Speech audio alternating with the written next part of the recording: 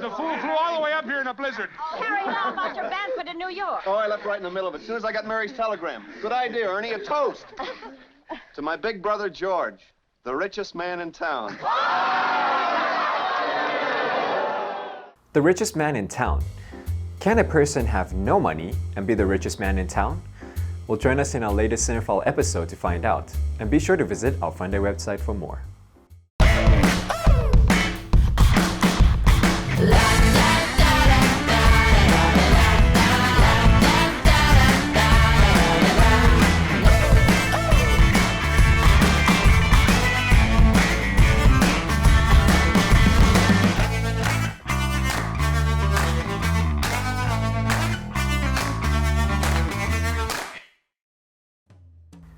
Hello everyone, I'm Wade, your Cinephile host.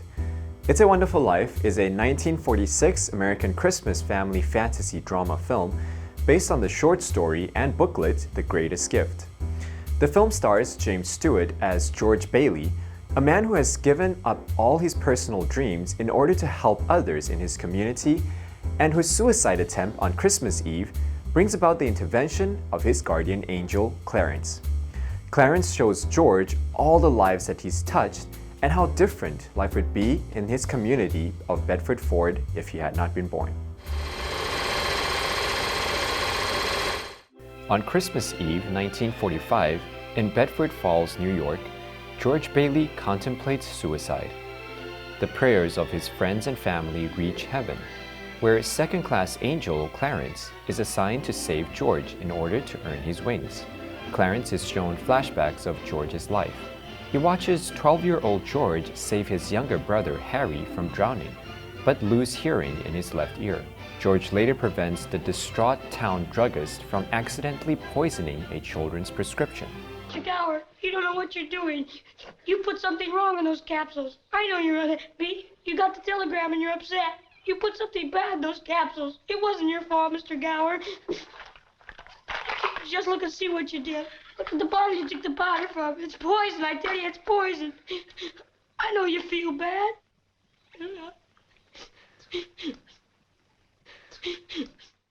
Realizing George saved him from making a terrible mistake, Mr. Gower embraces him. Years later, George is presented with a suitcase as a gift from Mr. Gower.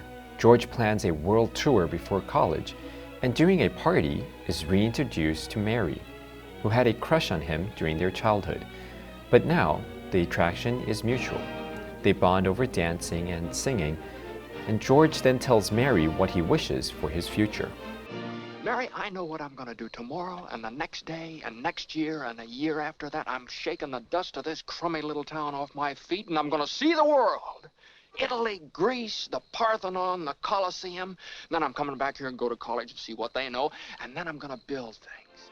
Their time is cut short when George is informed his father has had a stroke, unfortunately a fatal one, causing George to postpone his travel to settle the family business, which avaricious board member Henry Potter, who controls most of the town, seeks to dissolve. Potter insults George's father, saying he was no businessman. George agrees, but defends his father's character and stood up to Potter. People were human beings to him, but to you, a warped, frustrated old man, they're cattle. Well, in my book, he died a much richer man than you'll ever be. I'm not interested in your book. I'm talking about the building and loan. I know very well what you're talking about. You're talking about something you can't get your fingers on, and it's galling you. That's what you're talking about, I know. The board members take a vote and decide to keep the building and loan open only if George runs it. George acquiesces and works alongside his uncle Billy, giving his tuition to Harry with the understanding that Harry will run the business when he graduates and return home. But Harry returns from college, married, and with a job offer from his father-in-law. George accepts his fate and resigns himself to running the building and loan. Following their wedding and on their way to the honeymoon, George and Mary witness a run on the bank. The only way to keep the building and loan open was for them to use their honeymoon savings. At the end of the day, George is pleasantly surprised by his newlywed wife, With the help of a few local friends, Mary and George was able to have a local, but still romantic honeymoon. I love you truly, truly, dear. Life with its shadow. Remember the night we broke the windows in this old house? This is what I wished for.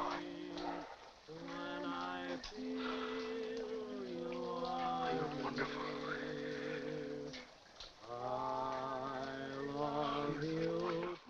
Under George's leadership, the company establishes Bailey Park, a modern housing development rivaling Potter's overpriced slums. Potter offers George tons of money to be his assistant.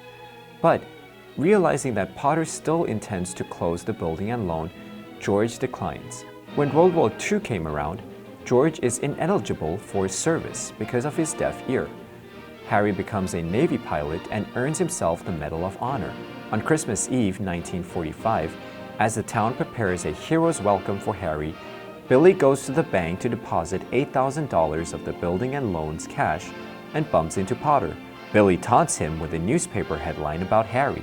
Oh, well, Harry Bailey wins Congressional Medal. That wouldn't be one of the Bailey boys. You just can't keep those Baileys down. Now, can you, Mr. Potter? How does Slacker George feel about that? Very jealous, very jealous. He only lost 3 buttons off his vest. Of course, Slacker George would have gotten 2 of these medals if he had gone. Bad ear. Yes.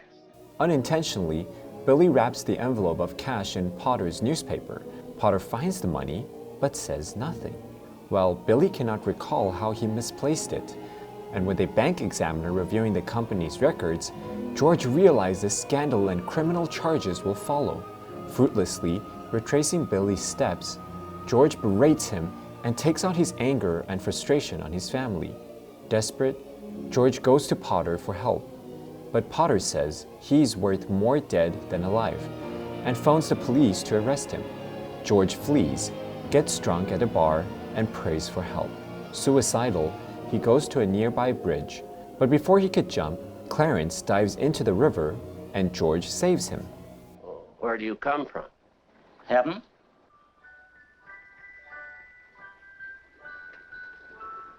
I had to act quickly. That's why I jumped in. I knew if I were drowning, you'd try to save me. You see, you did. And that's how I saved you.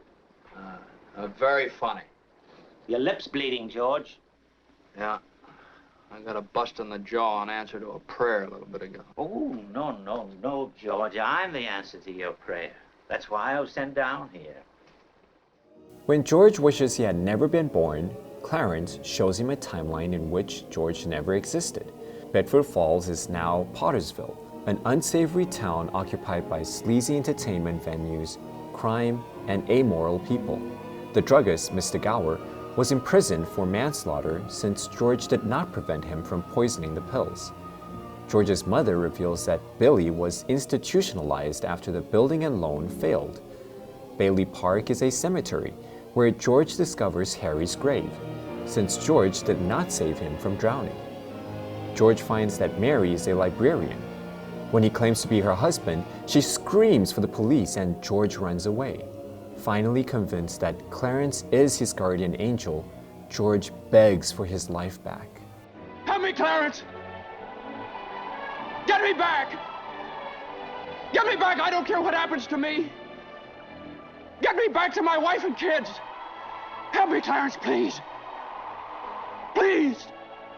I want to live again! I want to live again! I want to live again. Please, God, let me live again. All of a sudden, the original reality is restored, and a grateful George runs home, celebrating everything he had took for granted about his life. While he awaits his arrest, Mary and Billy rushes in with good news. After hearing George was in trouble, the townspeople all gathered to donate enough money to cover the missing $8,000. Harry arrives and toasts George as the richest man in town. George finds a book gifted by Clarence with a note reminding George that no man is a failure who has friends.